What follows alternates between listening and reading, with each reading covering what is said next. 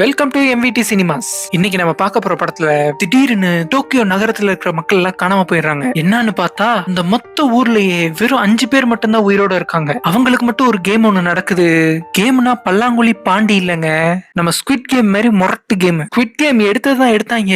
பார்த்தா அதுக்கப்புறம் எல்லா டைரக்டரும் இந்த கேமை வச்சு படம் எடுத்துட்டு இருக்காங்க. சரி வாங்க நம்ம படத்துக்குள்ள வருவோம். இப்படி காணாம போன மக்களுக்கு எல்லாம் என்னாச்சு, இந்த 5 பேரும் அந்த கேம்ல ஜெயிச்சாங்களா இல்லையா அப்படின்ற எல்லாத்தையும் த ஆலிஸ் இன் பார்டர்லேண்ட் என்ற படத்தை பார்த்து நம்ம தெரிஞ்சுக்கலாம். நம்ம இப்ப பார்க்க போறது சீசன் 1 எபிசோட் 1. இப்போ வாங்க படத்துக்குள்ள போயிடலாம். படத்தோட ஸ்டார்டிங்ல ஒரு பையன் வெறித்தனமா கேம் விளையாண்டுட்டு இருக்கான். இவன் தான் நம்ம படத்தோட ஹீரோ அரிசு. அந்த ரூமுக்குள்ள ஒருத்த வரான். வந்தவன் நம்ம ஹீரோ பிடிச்சு கண்ட மணிக்கு வைய ஆரம்பிச்சிடறான். என்னடான்னு பார்த்தா வந்தது இவன் ஃப்ரெண்டுகள்ல ஒருத்தன்.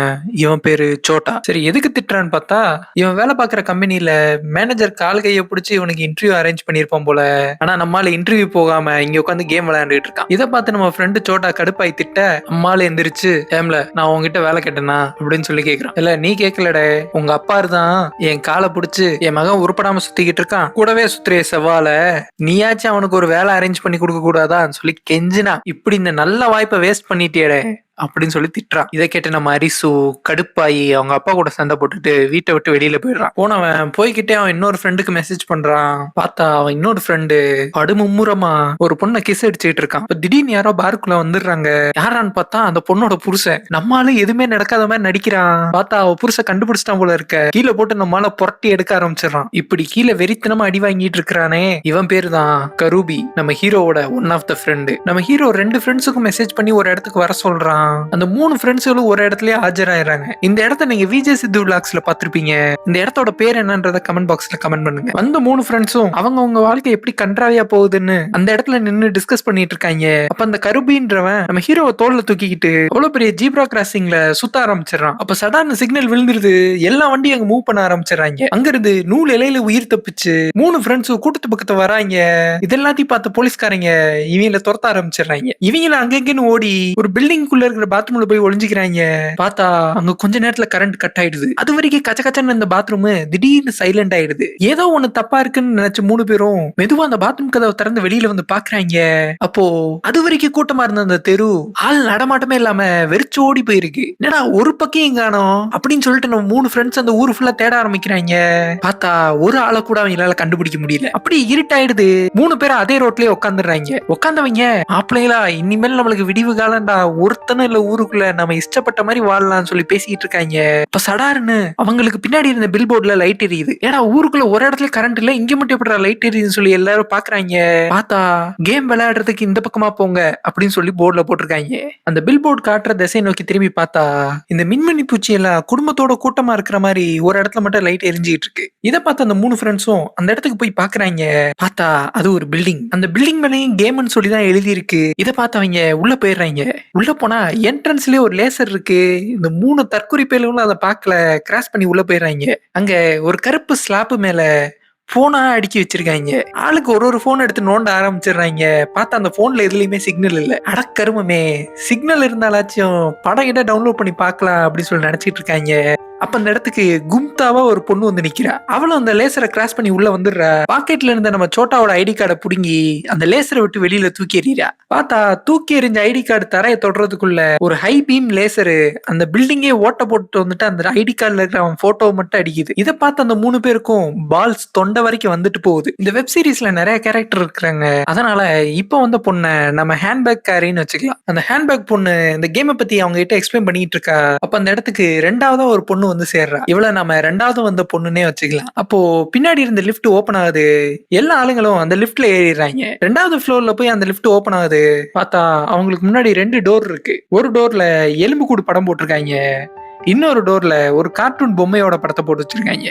இந்த கேமோட சீரியஸ்னஸ் தெரியாம நம்ம 3 ஃப்ரெண்ட்ஸும் என்னடா சின்ன பிள்ளைத்தனமா கேம் இருக்குன்னு சொல்லி சிரிச்சுக்கிட்டு இருக்காங்க. அப்ப சடாருன்னு அவங்க நின்னுகிட்டு இருந்த தரையில இருந்து கேஸ் ரிலீஸ் ஆக ஆரம்பிச்சிடுது. பார்த்தா அவங்க கையில வச்சிருந்த மொபைல்ல கவுண்ட் டவுன் ஓட ஆரம்பிச்சிடுது.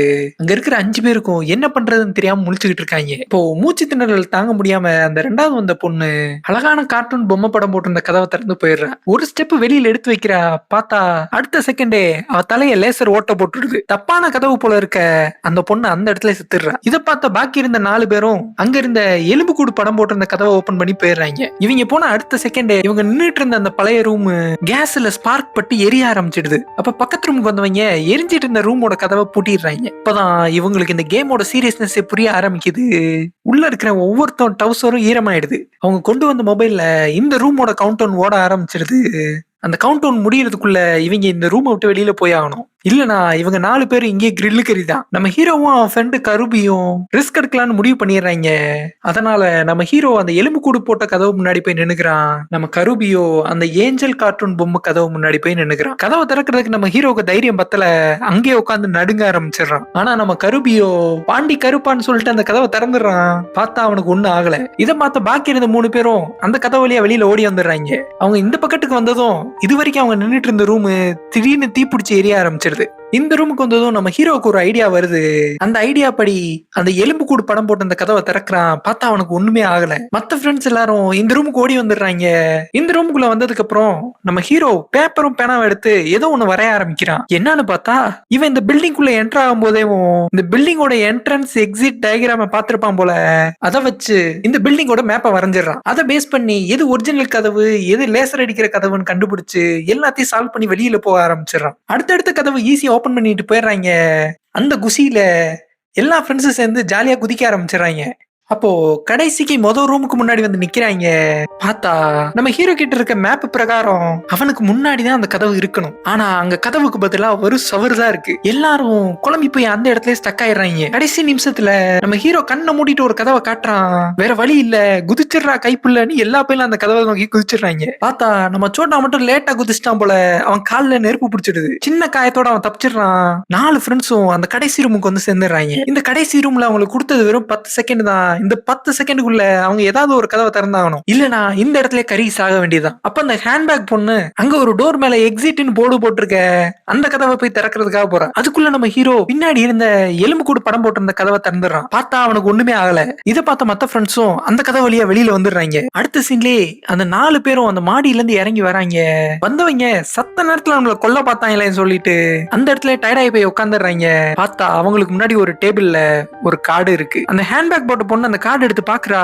அப்போ அவங்க கையில வச்சிருந்த மொபைலுக்கெல்லாம் level 1 கம்ப்ளீட்டட்னு சொல்லிட்டு ஒரு மெசேஜ் ஒன்று வருது. அப்போ தூரத்துல ஒரு ஆள் நடந்து வர எல்லாரும் ஆச்சரியமா அந்த ஆளை பாத்துட்டு இருக்காங்க. வந்தவன் இதுக்கு மேல என்னால முடியாது, தயவு செஞ்சு இந்த இடத்துல இருந்து வெளியில அனுப்புங்கன்னு சொல்லி கெஞ்சுறான். அப்போ சடாருன்னு அவன் தலையில லேசர் வந்து அடிக்குது. ஸ்பாட்லயே அந்த ஆளு இறந்து போயிட இதை பார்த்த ஃப்ரெண்ட்ஸ் 4 பேரும் பயந்துடுறாங்க. இந்த எபிசோடோட எண்ட் சீன்ல நம்மளுக்கு ஒண்ணு காட்டுறாங்க. என்னன்னா ஒரு ஹைட்டான பில்டிங்க்கு மேல ஒரு பொண்ணு ஒருத்தி நின்னுட்டு இருக்கா. அப்போ அவளுக்கு முன்னாடி நிறைய லேசர் வந்து தரையில அடிக்குது. இதுக்கான அர்த்தம் அத்தனை பேர் செத்துக்கிட்டு இருக்காங்கன்னு அர்த்தம். இந்த வீடியோ பிடிச்சிருந்ததுன்னா லைக் பண்ணுங்க, கமெண்ட் பண்ணுங்க. நம்ம MVT சினிமாஸ்க்கு சப்ஸ்கிரைப் பண்ணிடுங்க. எத்தனை பேருக்கு இந்த வீடியோ பிடிச்சிருக்குன்றத வச்சுதான் நம்மளால அடுத்த வீடியோ ரெடி பண்ண முடியும். வீடியோ பார்த்ததுக்கு நன்றி.